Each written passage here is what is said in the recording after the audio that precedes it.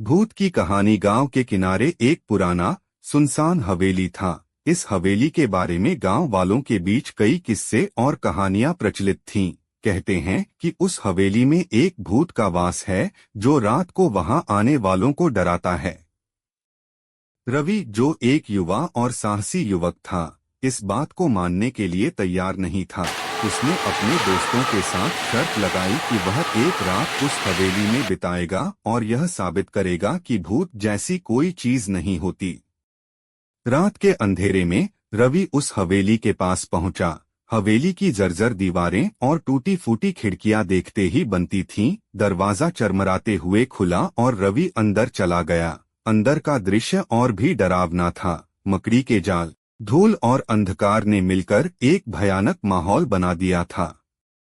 रवि ने अपने साथ लाई हुई मोमबत्ती जलाई और धीरे धीरे हवेली के अंदर घूमने लगा। हर कदम के साथ उसे अजीब अजीब आवाजें सुनाई दे रही थीं।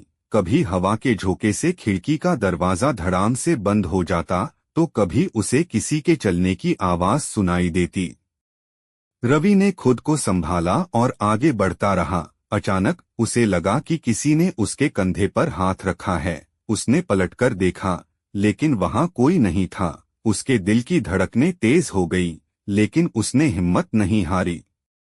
तभी एक कोने से एक धुंधला साया उसकी ओर बढ़ता हुआ दिखा।